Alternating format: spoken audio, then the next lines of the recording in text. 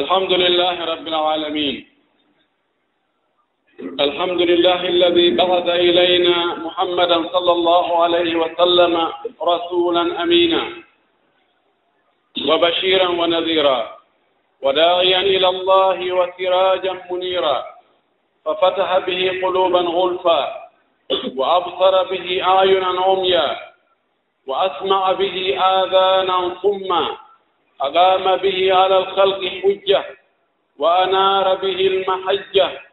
وكشف به الغمة، وتركنا على محجة بيضاء ليلها كنهارها لا يزيغ عنها إلا حالك، وسخر له أعوانا وأنصارا وأصحابا أحبوه فوق ما يحب الإنسان وأطاعوه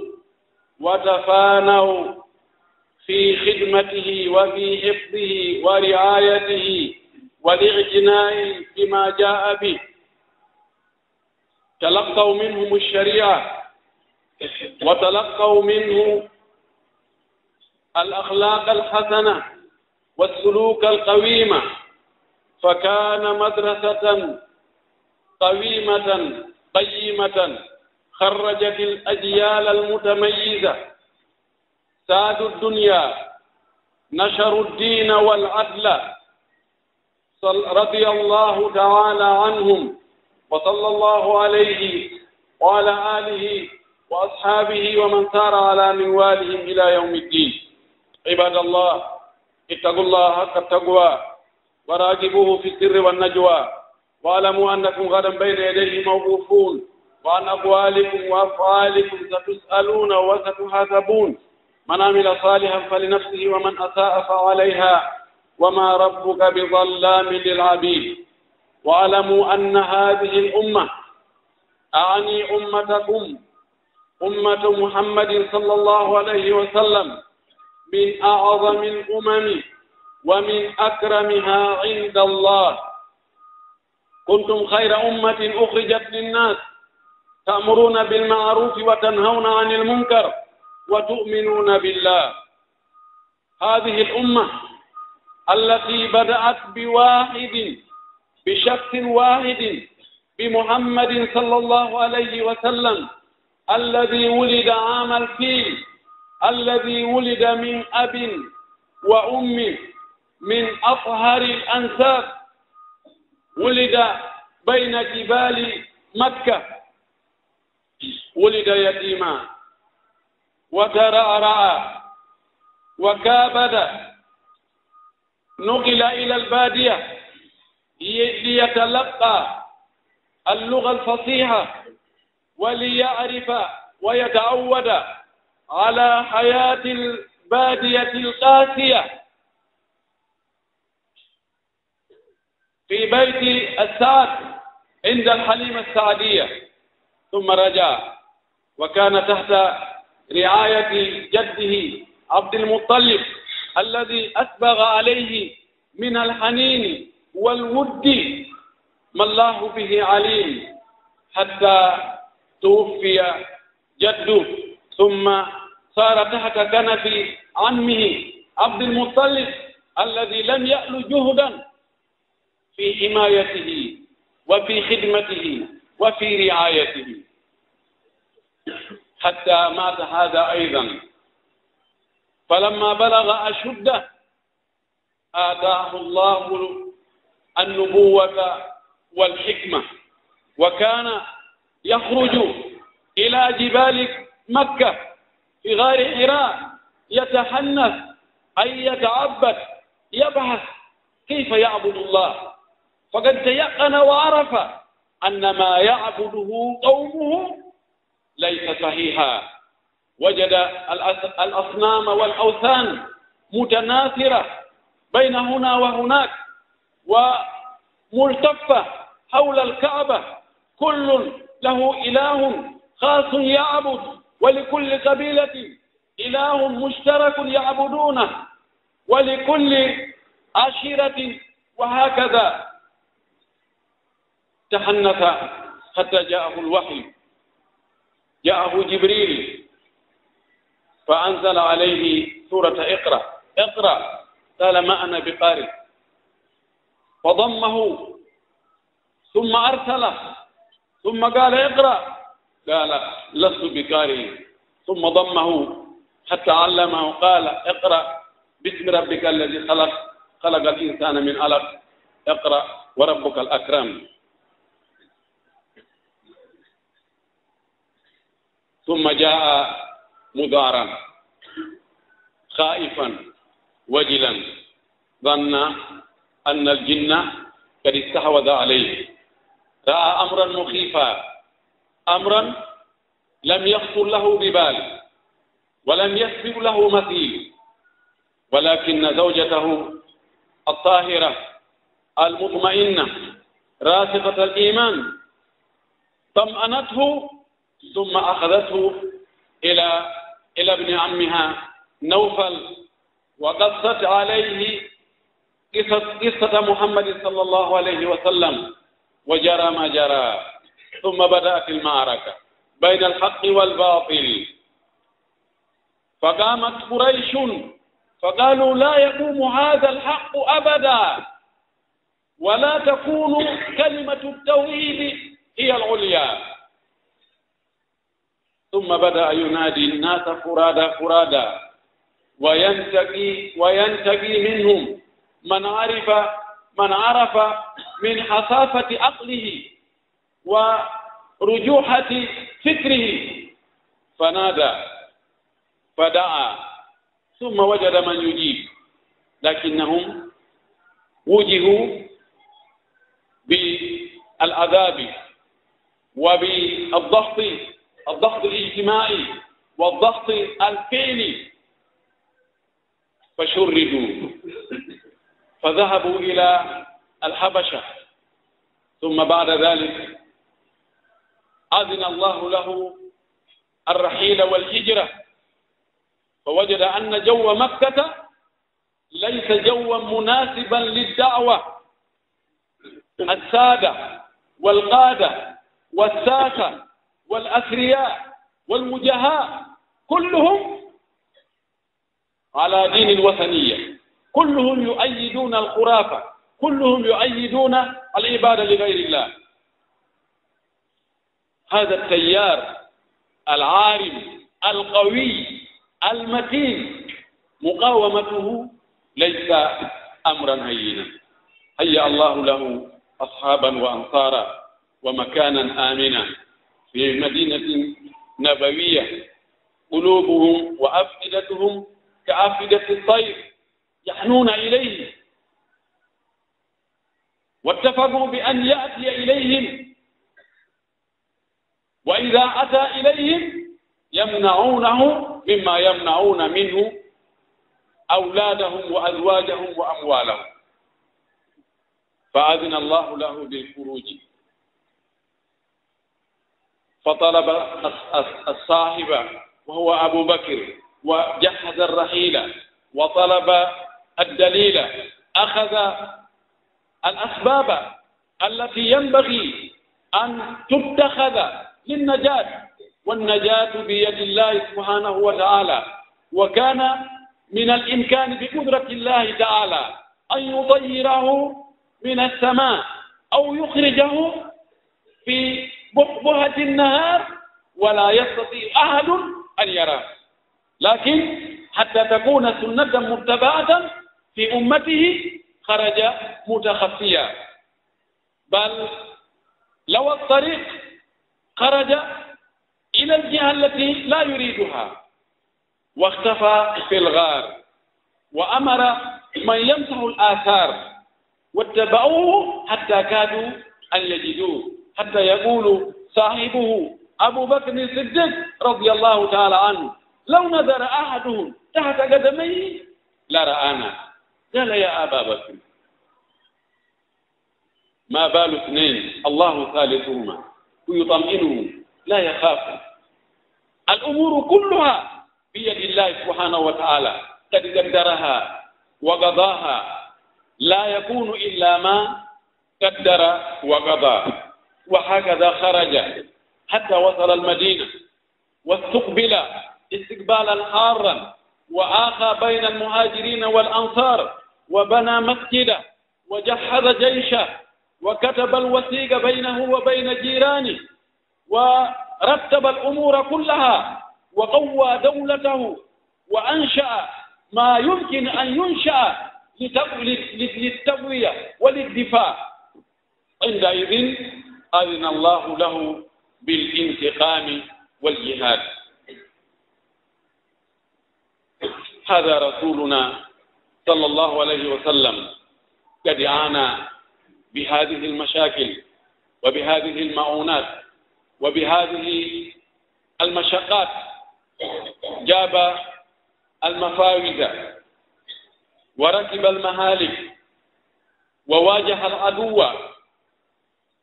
وقيل فيه ما قيل إنه مجنون، قيل إنه ساهر، قيل مسحور، قيل كذاب أشر، وقد فعل به ما فعل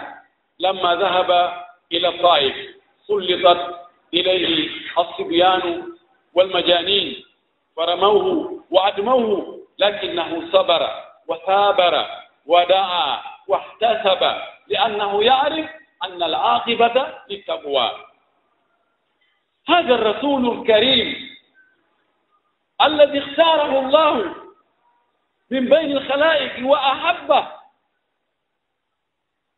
وجعل الإيمان به واجبا على الأمة، وطاعته لازما على الأمة، ومحبته فرضا عينيا. ماذا أتى؟ ما هو موقفنا من هذا النبي الكريم والرسول الأمين؟ ماذا فعلنا لخدمة هذا الدين؟ هل أحببناه كما ينبغي أن نحبه؟ هل أطعناه كما أمرنا؟ هل اتبعنا آثاره واقتدينا بمنهجه وبطريقه؟ يتي الله سبحانه وتعالى تدل مون تو سني لا بهند يتede den toromo yo juule nelaɗo meɗen Muhammad sallallahu alayhi wa sallam, o mo neli e meɗen sabu yurmede, nelaɗo moƴƴo, nelaɗo yurmeteɗo, neliraɗo goonga, adduɗo goonga, uddutuɗo ɓerɗe, uddutuɗo noppi, fewnuɗo yimɓe, holluɗo en ko haani, holluɗo en ko harmi, accuɗo en e laawol feewungol foccingol naɓoo en ka aljanna, tawiingol hentiingol jalɓi jemma maggol e ñalon maggol no fota. o neli e men o nelaaɗo ɗo Muhammadu sallallahu alayhi wa sallam fii yo weltin ɗoftiiɓe ɓen, yo rentin saliiɓe ɓen, yo noddu faade e Allah. o waɗi mo sakkitiiɗo nelaaɓe ɓen, o waɗi mo moƴƴuɗo yurmeteeɗo, o jibinaa Makka e hakkunde felle Makka. hitaande Abrahata addi konu muɗum mawɗi ɗin fii yirɓingo suudu Kaaba, ɗen hitaande o jibinaa ko aliyeti maajo. tampere nden fof o fuɗɗodi e mayre, ɓay ko kelti kon heɓataako si wonaa tampere ittata o. coggu ko kelti kon ko tampere nden immande ado mande wona hakkunde mande sakkito. oɗo nelaaɗo meɗen Muhammad sallallahu alayhi wa sallam o immina o naɓa ka fulawa, yo ne o ye ka fulawa jibinaaɗo ka saare, itte naɓe ka fulawa fi honɗum fi yo waaw haala laaɓo kaka jillondira e haalaaji goo. ko heewi kon caeɗen tawa haalaaji muyno hukkondiri, yo muynoy haala arabu laaɓuka kam poy, yo wowtu kadi ngurdan tampere, ngurdan sonja, ɓayɗen anndi ngurdan ɗan ka fulawa. yo ekkito kita wonugol e junngo goɗɗo, hara ñaaɗante wonde, ɗalete wonde, tampay wonde, ko woni toon ko Allah hoddiri. o arti o woni e ley needi soro makko Abdul Muttalib, on nehimo ɗon haa nde Allah hoddiri mayde timmi. o inti o wonti e needi bappa makko bappa makko waɗanimo ko mari feere kon fof fi hiwgol mo e hawgol mo e dankagol mo e defandugol mo kono jabal naatugol ka diina makko o woni haa o helli faa o heewti duuɓi 4 tawi ko tawi yimɓe makko ɓen no rewira Allah no rewira noon tawi hawra kanko haqqille makko ɗen jaɓaali o tawi ɗum ɗo wonaa ko feewi ni Allah ɓe 50 mo ɓee no moƴƴini Allah ho muɗum personnel si wuli ko kuyi hatayna a walla nde hunde gaari fokkitanila si faalama ko kuyi hata nuɗɗino yeeso mum awa do mbeɗen faala hunde gaari awa do aray ko yon faabo tawi kadi suudu kala suudu no jogii allaaru ndu kadi tawi gorol ɓee no jogii allaaru tawi hoɗirɓe ƴende fof misiddaaji ɓen kadi no jogii allaaru mum suudu kaaba ɗum no taarina allahji ko fandi o e ƴiwni 150 ɗum ɗo fof koko barkinoree ɗum ɗo fof koko ndu'oree ɗum ɗo fof koko ɗaɓɓiree fii yo daɗe e fii yo heɓe tawi ɗum ɗo wonaani few o immo o yaha ka hoore felle makka imo ɗaɓɓa ko rewa ɗum ɗo holli wonde dewal ngal wonaa an kalkilanta ɗum hoore ma deetinana hoore ma an no faamirɗaa noon no haqqille ma ƴettiri noon Allah jaɓanaali mo konko no o faamiri noon no o woni no e rewirde noon Allah ne'i mo neeji préparé mo préparation mo tawata horono to dongal mawlanal ngal ha ñannde goo tawi o ƴetta njooɓa o yaha fii balɗe ɓuyi o woni e kaburure kanko tun imo miijitoo ko honno ko hombo tagi ko mi reeni ɗo kon fof ko hombo tagi mi mii ko hombo waɗi ɗum ko honno on si tawi no woodi waɗɗo ɗum honno on rewirte haala immini Jibril ari tawimo inni mo janngu ko ɗum o fuɗɗorani mo taw o wiyaali juunu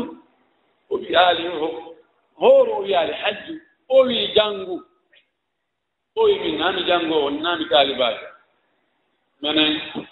menen jannde alaaga men feƴƴiino jannde min alaa ko min jannga hannde kadi o wii janngu o nanngimo o ɓijimo haa o hakkitimo o inni a janngay koye janngu o inni mi jannga honɗum o wii iqra bismi rabbika alladi halaq tawi heɓii karamo ko kono ko karmokoojo mo ɗenɗi mo huli o yiyaali sifa oɗo haa hannde o nanaali sifa kaaɗo haala haa hannde bano aadama no Allah tagrimo noon kulol no e nder ɓernde makko so yii ko ɓuri mo maa ko woowaa yiide on tumati o dogii o arti imo ɗenƴi ɗum oyna surdelan sumummi mino yii goɗɗum surdelanta mi yiito ɗum surdelanta mi yii ko mi yii kon mi yii goɗɗum on tumati sonnaajo makko moƴƴo tabutuɗo e limanu waawɗo ɗaɓɓude solution ji on wii hee an Allah hertintama kori wota ma wota an moƴƴereji ko wonɗa e waɗde kon Allah yoɓirtama ɗum hertingol ma fiw sabuna an a teddinayi koɗo ñammina a wallitoto miskino haa to jinɗo fewno ka o maafiɗon a ittanayi mo maapane ma ɓunde o littani mo ɗo moƴƴereji ɗi o watta oyni ɗiɗo a watta ɗiɗo fof Allah accire ni Allah hertine Allah bonna Allah haalima o no tamaɓo jooni ma hen ka ɓiɗɗo bappanɗa Nawfal mi sifanomo kanko imo anndi no gasa ko namuusu ari kama ɗum o yahi o sifanimo o inni eɓe o wi ko sifa ɗum arno kadi e annabaaɓe artinoɓe to wota ma ko wota holo ko Allah imminta e annabaaɓe mumɓe nulaaɓe mumɓe ko ɗum ari e ma o wi ɓe hara noon balɗe an juutayno haa fewndo ka ɓe yaltinte ɗon mi daro mi walle o inni e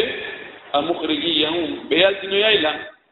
o wi hay gooto addata ko adduɗaa ɗo ko e yimɓe muɗum tawa yimɓe mum ɓe naa ɗum jokki ɓe jeeñina ɗon haa ɓe heddere ɗon kamɓe fof ɗo ngay fenaande nden yaadata si culanaati ñamete yaltay almuhim o yangi o tampi tawi fewndon ko hoolaaɗo ko hittuɗo ko tedduɗo tawde o wi'aani taw sanamuji maɓɓe ɗin hay hunde kono ka o wiino o momno ɗo inni qulu kalimatan tamlikuna tatamal yani takuna mulukan ala al arab biha wa tamlikuna biha al ajal قالوا وألف كلمة قال قولوا لا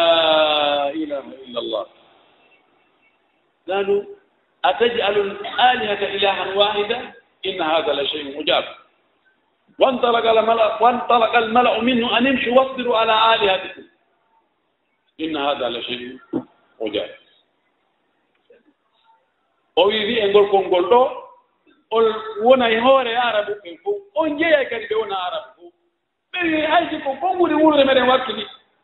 coggu ɗum mais laamu en mba laamu no weli en mba fewjugol no weli en mba hara komen woni fewjoɓe ɓen komen jogii teddungal ngal komen jogii laamu ngu arabe ko na arabu fof ko ɓuri wuluure yetto men min wolani fof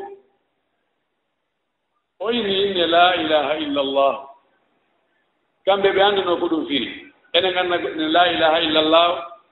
tawa mo waɗi piiji sappo bonnoji la ilaha illallah mo haɓɓi teɓenwol mo waɗi bakanwol mo waɗi biɓol imo iwti ka ndaaro imo hooloriɗa imo holi cinna mo holi seytane mo holi rawhan yanku mo holi ɗumɗa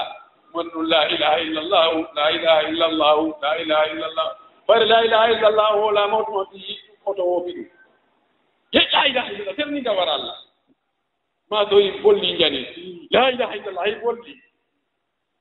kono kamɓe ɓe annduno mana muɗum ɓe inni heeɗo ɗo noon mi wakkilaki par ce que ɓe anndi mana mum ɗon kala ko ɓe jogguno kon fof e rewɗo fona allah ɗum ɗon fof wonti meere ɓe yiiɗo wonde teddungal maɓɓe ngal iwi ardagol maɓɓe ngol iwi sene sente on iwi jooni fof wonti wonugol ɓaawo makko kanko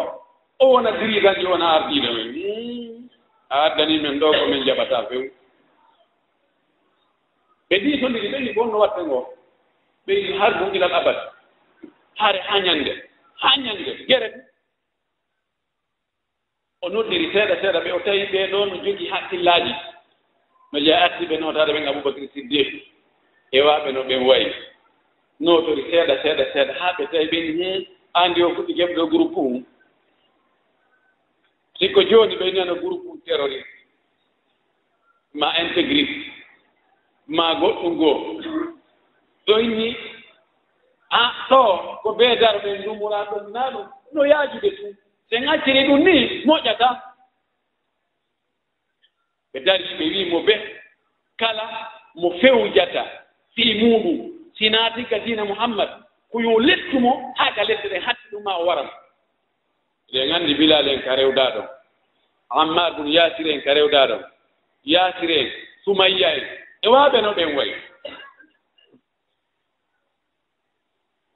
ɓe tawi yimɓe ɗuuɗa tun yimɓe ɗuuɗa kono welaa wonde haa ɓe satti nga salah sallam maaki lanɗo gono habasa to ɗum ko éthiopie fewndo ɗo o wi on lanɗo ɗon ko lanɗo nunɗuɗo o jaɓataa goɗɗo tooñeeka makko few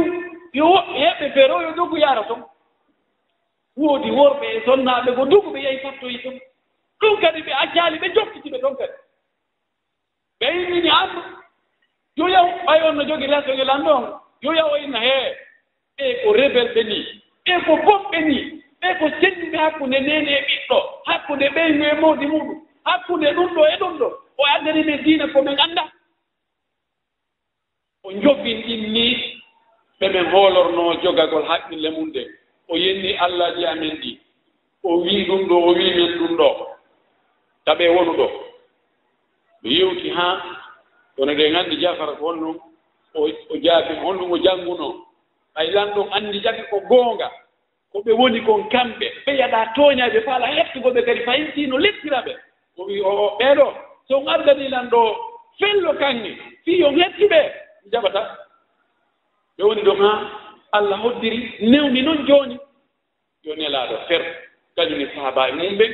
tawi Allah wallimo o noddi e nder ko tumbodirtee kon tumbodirete ajjuuji maɓɓe kiɗɗi ɗi o yiɗe yimɓe Madina ɓen o weeɓitaniiɓe alhaali makko on ko o noddita kon e muɗum Allah waɗi buy e maɓɓe jaɓi ka bay Aqaba ka bay Thaniya ɓe wi minen noon min wawatama yaltinde ka bolondama ka ɓeygure ma dey kono si woni a yalti ɗo a yehi a tawimi haray alaa ko hewtete sina tuma rewi e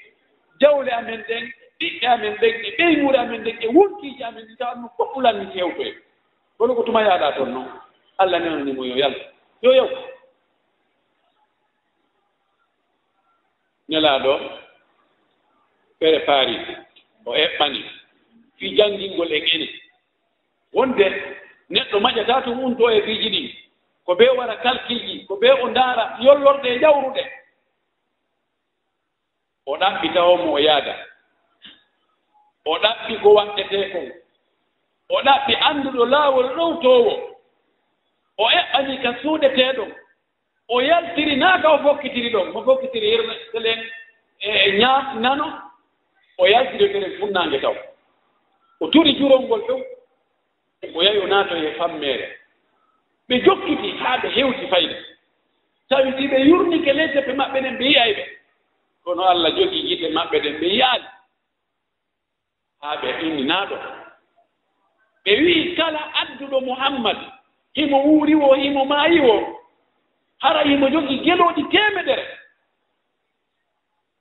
o jogii gelooɗi temedere kado anndi jaka na hannde ɗum fuɗɗa wallineede kadoji mo waddi kaarijo mo wari woni mo wuri mo maayi million yahata baka dollar ay kanko jeyi jooni noon gelooɗi temedere on to maati ɗum ko parandoje fuy fewndo ɗo ɗum jarata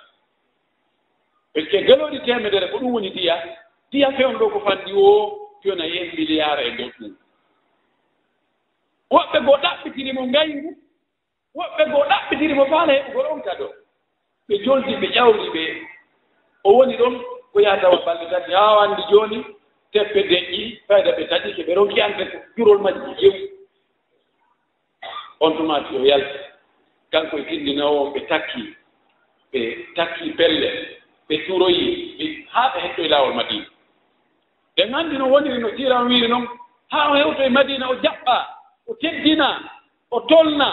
o sanna kanko e sahabaaɓe makko o waɗi nene gooto yaagal baaba gooto yaagal hakkude ferɓe ɓen e taakalɓe ɓen o mahi jullide makko nden o mahana galle makko ɗen o eɓɓi piiji ɗin ɓe o tawi toon alyahuudu e sirkooɓe e julɓe ɓe o tawi toon ɓe haldi ɓe winndi dustur ɓe haldi no ɓe wondira e hoore jag e hoore ɓuttu hara gooto tooñaali goɗɗo ɓay Allah kafiiɓe laral leydi ɗum noon fof o regini o eɓɓani koneeli ɗin woɓɓe kiɗi janngugol ngol woɓɓe kipiti wiyama fii jihaadi mo beenu woodi ko haltina haa ɓay woni tooñe ɗen ɗuuɗii haa Allah waɗi kamɓe kadi formation on heɓike doole heɓike ɓeenni jooni en raɗaama en yaltinaama ka meeɗen en dogii en accii jawle meeɗen en accii piiji men ɗi fof en laawinii diina men kan e wonkiiji men ɗi ɓuraysiyankoɓe ɓen ɓe imminii goɗɗo ɗo no jogii jawle maɓɓe ɗen somanoyagol ɓe marchandise caami to ko waɗte ko immaa ndehi ɓe yaha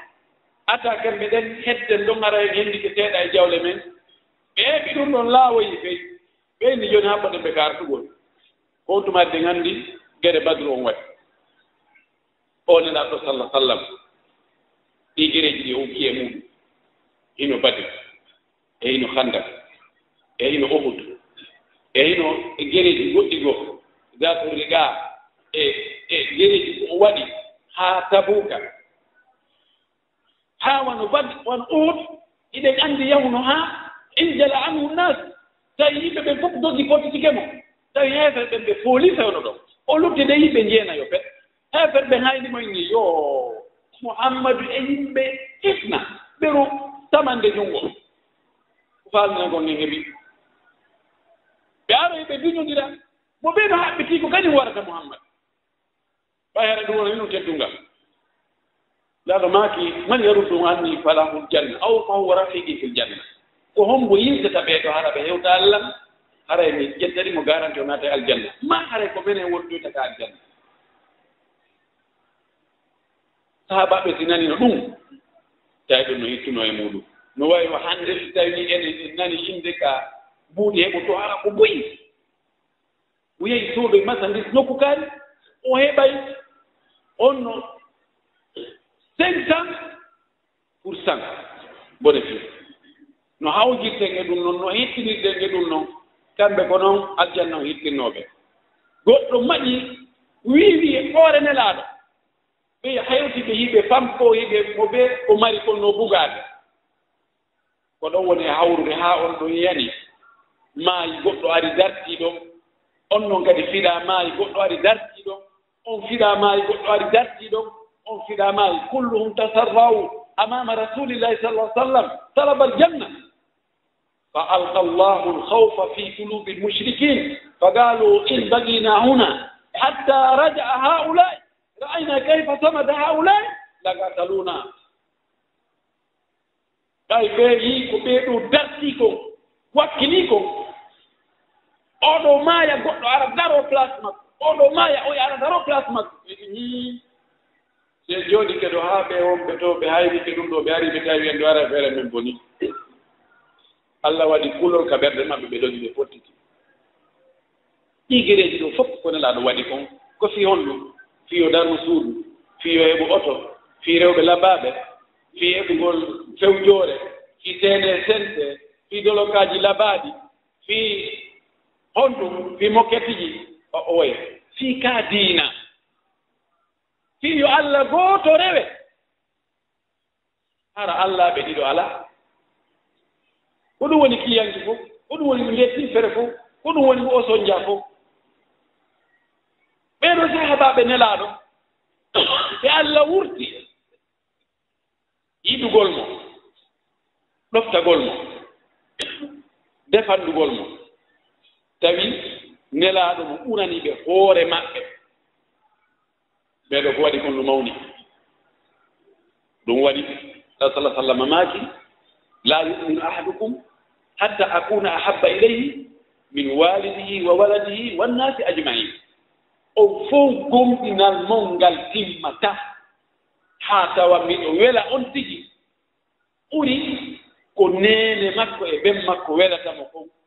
أولي كبيت مكو بن ولا تمكو أولي كهور مكو ولا تمكو أولي كيين فو ولا تمكو هم بمن هنده جيقول نلادو هيو كدون برد مودو se landa mayne en fof honto andoto ko sai ko nelaaɗo yiɗi ko e ko ɓeydu ma yiɗi ko luutoni ko ɗon andoto ko hombo e maɓɓe yiɗuɗa ɓay ko mo noftiɗa ɗo waɗanɗa faale mum wo haray ko on ɗon woni ko yiɗuɗa heeta Allah jargi ko en أقول ما تسمعون وأستغفر الله لي ولكم ولسائر المسلمين من كل ذنب وخطيئة فاستغفروه إنه هو الغفور الرحيم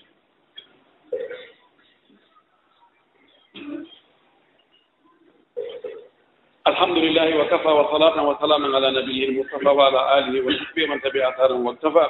عباد الله اتقوا الله حق التقوى وراقبوه في السر والنجوى واعلموا أنكم غدا بين يديه موقوفون وعن أقوالكم وأفعالكم وسائر تصرفاتكم ستسألون وستحاسبون من عمل صالحا فلنفسه ومن أساء فعليها وما ربك بظلام للعبيد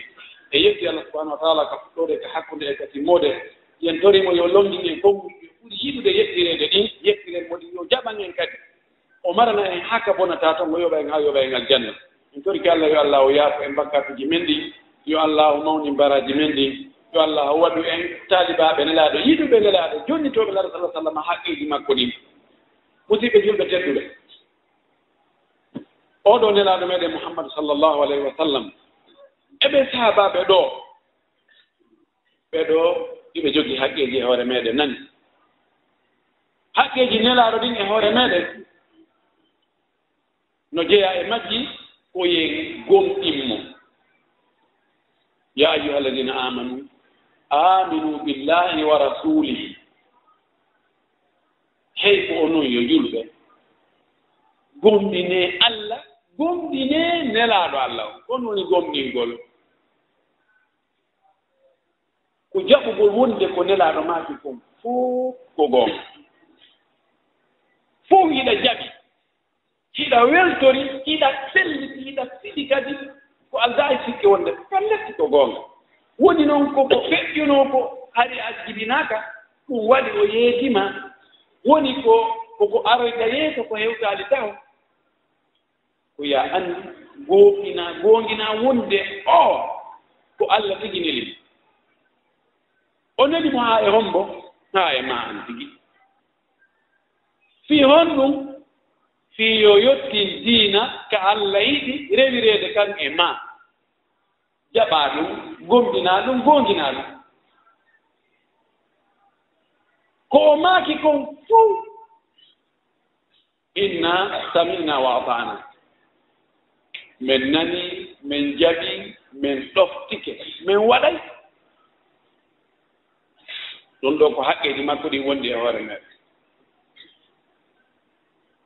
haqqe makko goo ko ɗoftagol mo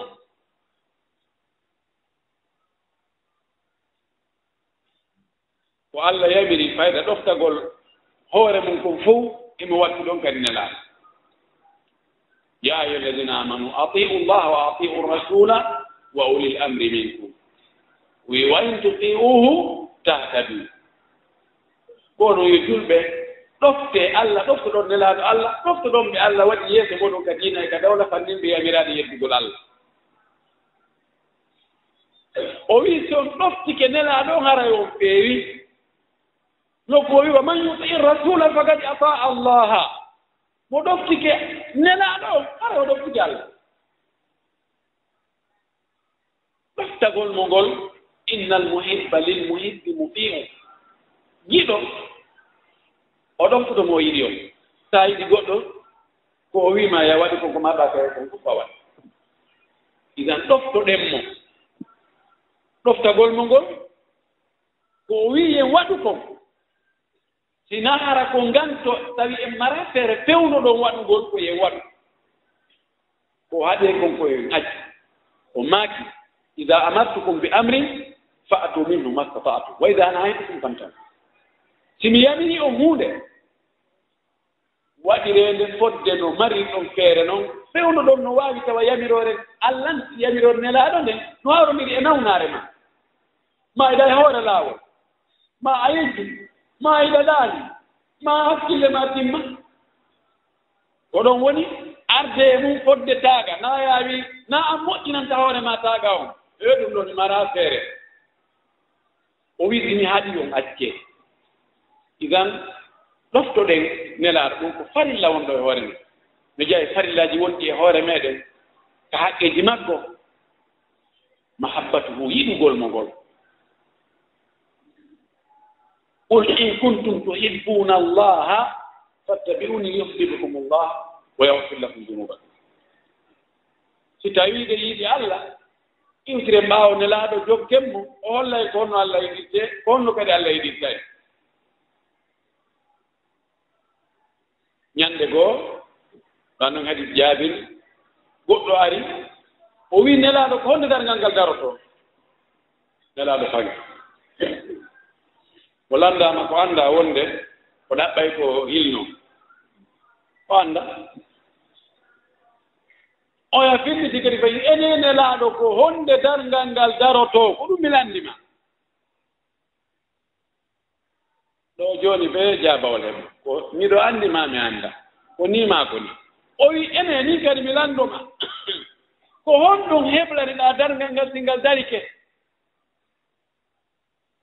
sa jooɗo e lamma goyne ko honde hoɓɓe ɓen seenoto ene on naninde ɓe fokkiti ko honde ɓe hewta ɗo tawa prépara hay huunde ko ɓe nafoo naaka ɓe weera na hay huunde anndarano ɗum honde ɓe arata honde ɓe arata na puindanno ko honɗum heɓlanɗa darngal ngal singal dari ngal tawde e honɗum o wi ma adattu laha min kabiri amali aw min kasiri amali walakinni uhibbu llaha wa rasulah o wi mi heɓlanali darngal ngal mi préparanaki darngal ngal golle ɗuuɗuɗe dewe ɗuuɗuɗe yani nawndema wala wadde dewe ɗuuɗuɗe koy kono faalaka mantade wano enen no alhamdulillahi aɗen ɗo ɗan koni yaari aɗen andi aɗen kañum ɗo aray no yetti Allah o inni mi heɓlanali darngal ngal golle ɗuuɗuɗe kono miɗo andi ɗo miɗo yiɗi Allah miɗo yiɗi nelaɗo Allah miɗo yiɗi Allah miɗo yiɗi nelaɗo Allah kadi nelaɗo maaki almar'u ma'a man ahabba neɗɗo yawmal qiyama ko honko o wondoyta ko ɓe o yiɗunoɓe wattanen ɗo fondo moƴƴi tawi ko Messi maa ko Paul maa ko Jack maa ko Ronaldo maa ko oɗo e oɗo si tawi ko ɓe yiiɗuɗa si fii ɓe wowlama a faalete amude a faalete wiirude awa yawmal qiyama ko onon wonoyta e teere gooto almar'u ma'a man ahabba ko ɗum waɗi ndaare sahabaɓe eno annabaɓe puyi nde ɓe gayni to du'aji maɓɓe ni ɓe innayi wa alhiqni bisalihin wattidan naɓan wattidani e moƴƴuɓe ɓen sabu na sa wondi e moƴƴuɓe ɓen a yiɗi moƴƴuɓe ɓen ko heewi ɗon an kadi a heɓay moƴƴere nden sahabajo goo o wi'i haa hannde min weltakiwa ko min weltinde ñande ñannala sala sallam maaki neɗɗo komo yiɗi on ko ngo wondoyta e mum ɓe wiyawa min weltike pikkemme yiɓe yiɗi nelaaɗo adden fotohoy seeɗa ko hollata wonde yiɓe yiɗino nelaaɗo ndaara ngene kadi ko wonne wiide yiɗi nelaaɗo ko so tawi ɗum no nanodiri eɗen anndi Hubayb ibnu Adi radiyallahu taala anhu ɓaawo ɓe nanngimo Makka o gomɗini ɓe nanngimo Makka ɓeni oɗo ko be yagginiren mo luttuɓe ɓen ko ye warmo warngo ngo tawata ɗum ɗon wonay tese ko ye kala gonɗino nelaaɗo ɓe mooɓi mo ɓe mooɓi fayɓe e rewɓe e layfuuɓe ɓeni jooni ɓe hoymo ɓe soggude mo naɓa ka ɓaa hoggo Makka toon ɓe waroyata fof no o kana sooƴano yaha ɓewti ɓe haɓɓimo haa ɓennimo ene min landoma hiɗa yiɗi fewndo ɗo ni Muhammadu adde haɓɓe ka haɓɓaɗa ɗo min waɗamo ko min faalama wadde ɗo an yaha wona ka ɓeynure maɗa haraɗa inna addanelan ndiyam ɓuuɓuɗan addanelan ɗon goti addanelan rigara hiɗa yiɗi ɗum o inni wallahi mi yiɗa Muhammadu ka woni ɗo ɓullum cukka mo metti ɓe no moƴƴi ɓeyni ko ɗum falɗa wadde ɗo non min wari o inni acco mi juula darde ɗiɗi o ɓeyni bisimilla o juuli darde ɗiɗi ɓe watti kaɓɓol ngol ɓe taƴa honndu ɓe taƴa ni honndu kap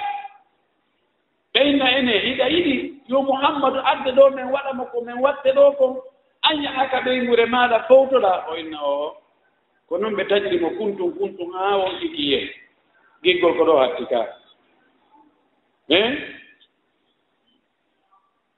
giggol ko ɗo hatti Abdullah ibn Hudafa radiyallahu ta'ala anhu ɓay ɓe yahi haɓoygo Rum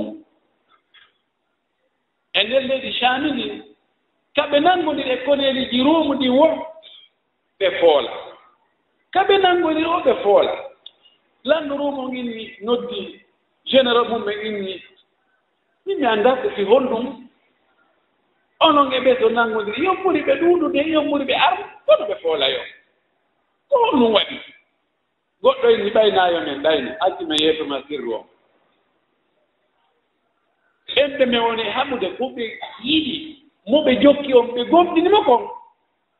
min yiɗama min jokkuma min gomɗima wa ɗum goy o inni awa miɗo faala fiyo mi anndu ko haa honto ɓe yiɗi Muhammad eɓe haa nanga ɗum mi seeɗaaɓe ko fandi o ko fandi seeɗaaɓe addanon mi ɓeɗo taw worɓe ɗe tawi ɓe jeeya e nanga ɓen Abdoullah ibn Hudafa radiallahu taala anu ɓe nangi ɓe seeɗaaɓe ɓe addi haa ɓe hewɗini langa oyni fof mboni hoorejo mum o ɓe wi ko Abdoullah ibn Hudafa o addoyi o inni ɓe addi wureere moolanaade Allah ko ɓarɗe nde waɗantede jawre siko woni goɗɗum loowe nde to ɓe waɗi nebban e mayre haa nde heewi ɓe huɓɓi haa nebban ɗan fati tawi nurgal ngal ɗon fof fayde a yiyata ɓe ƴetti kullum ɓe bugi nder toon oyo ko memu nder toon tawi ƴeeɗe humbi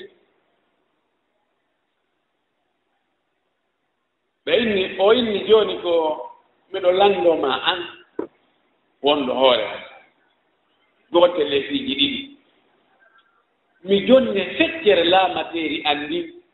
yenna Muhammad yalta diina makko kam few daɗa kala lette ko men eɓɓi ɗo feccere laamateeri anndi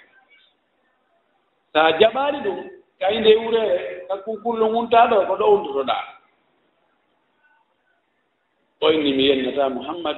mi yeddata Muhammad mi faala kalamateri maɗa oya sikki haray o fandinan mo geɓal ngal o inni mi jonne komi laami ko fuu hande siko enen ni a wiyama a wonay député a wonay ministre kono noon awa ɗumɗa a accitaygoy ƴaagol juuloya juma ƴaagol heɗo ɓi bayanatu sage ɓe awa o ɗuma toujours juulugol hatiyata ɗum goy minen ɗum na programme amen ga on sa ɗumanni kadi o min watte directeur national de la douane ma min watte ministre kaarijo ma heɓay poste kaarijo allahu akbar o wi'i mi faalaka laamu mangu few mi yeddata Muhammad sallllahu alayhi wa sallam o inni awa kaka wureere ɗo mi wonma e bugaari ɓe waɗi mo e lamprawo ɓe haydi haa hewti ka ɓe accitata ɗon o inni jeɗɗine artirene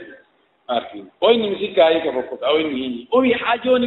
jooni yafiɗi ka fiɗɗaade o inni ko ɗon ɓuri fiɓaade nde o inni ko waawɗaa ko haa on taami ɗo mi maaya lanni ƴeerɗo nga waawanaalanga hunde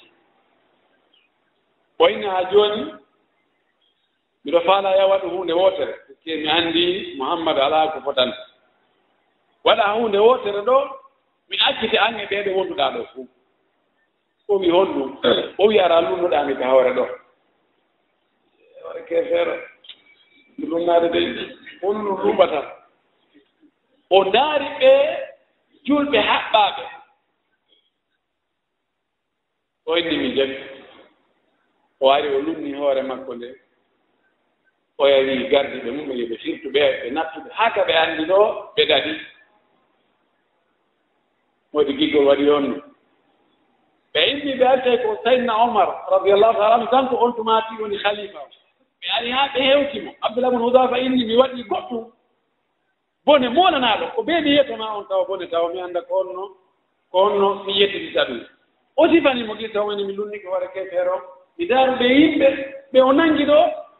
mi tawi wargol ɓeeɗo fof ɓeeɗo ɗi wonkiɗi ɓeeɗo fof luttugol e ɗum ɗo harano hawni mi lunni o inni Omar wi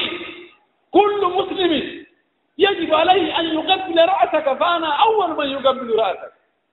o wi julɓe fof no foti lunnaade hoore ma nden ko min atto lunnaade hoore ma nden o ɗum ni o wi sabu ko waɗɗa kon ko mesir labaaɓe ɓeɗo sahabaɓe ne laaɗo taydugol mo ha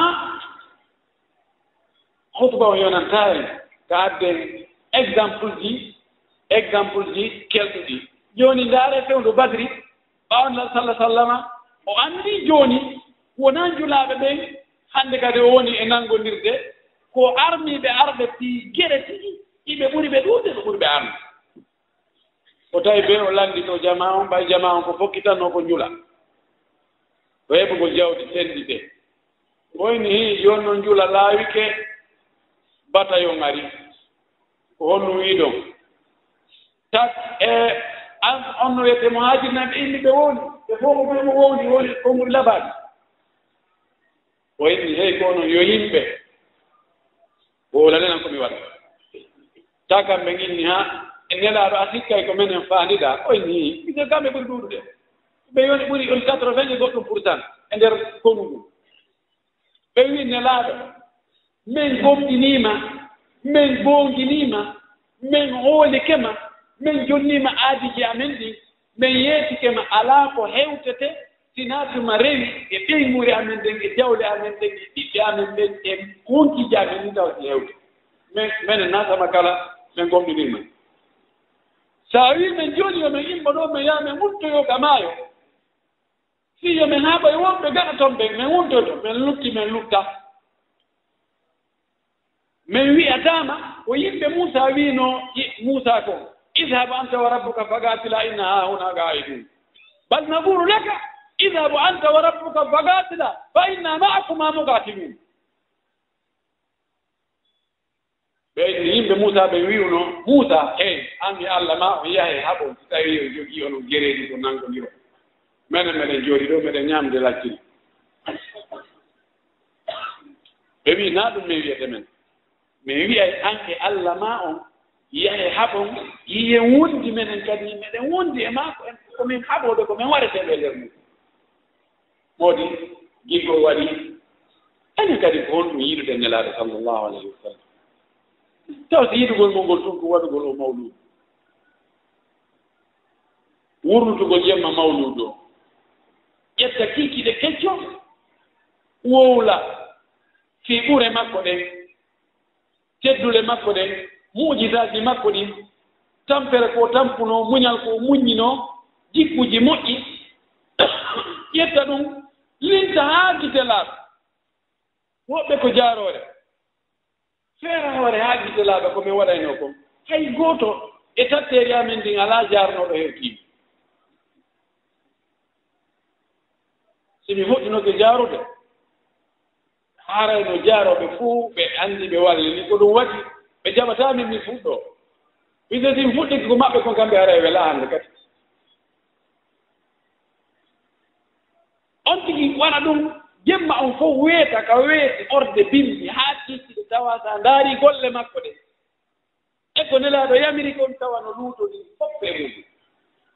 on nuge giggol ni no woodi dow wonɓe wiiɓe mawludu ko bida ɓen ko ɓen woni intégriste ɓe ko ɓen woni e fettinde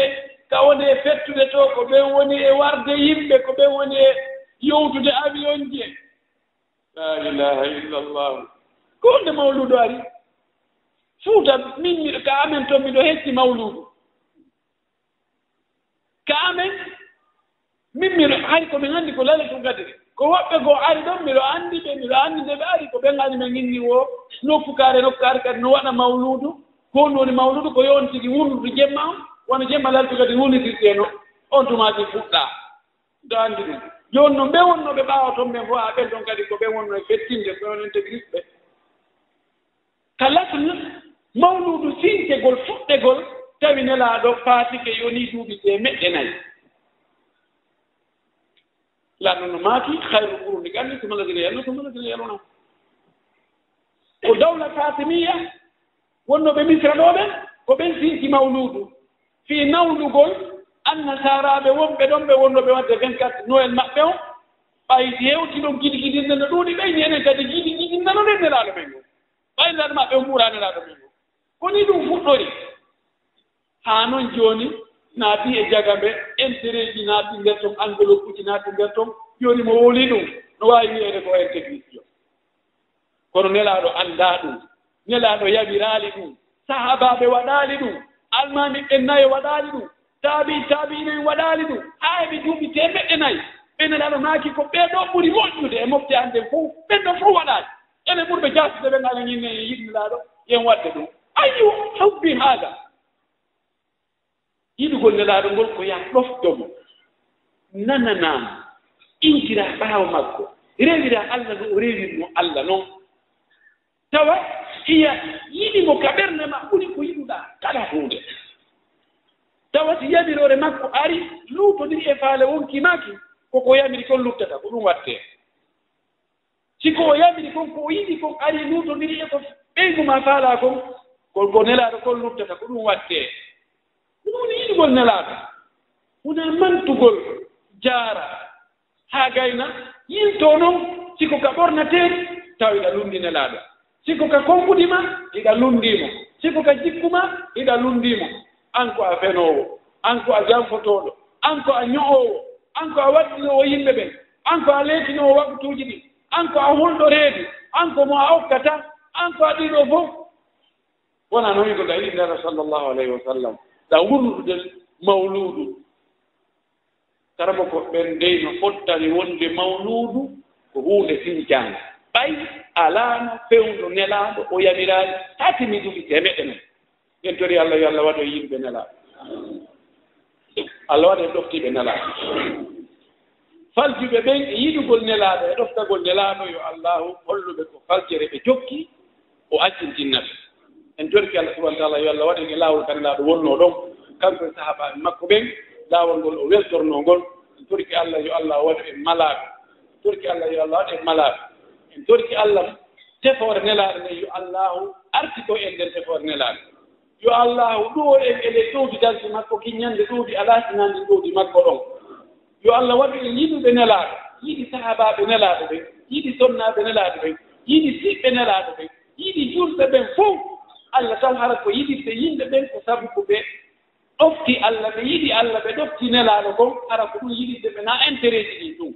en torki Allah subahanahu wa taala yo Allah waɗ en yiɗinirɓe wowondirɓe yo Allah naade aljanna ɓurɗo towde ربنا تقبل منا انك انت السميع العليم وتب علينا يا مولانا انك انت التواب الرحيم وزكي انفسنا واتها تقواها انت خير من زكى انت وليها مولاها ربنا هب لنا من ازواجنا وذرياتنا قرة اعين واجعلنا للمتقين اماما اللهم ول علينا خيارنا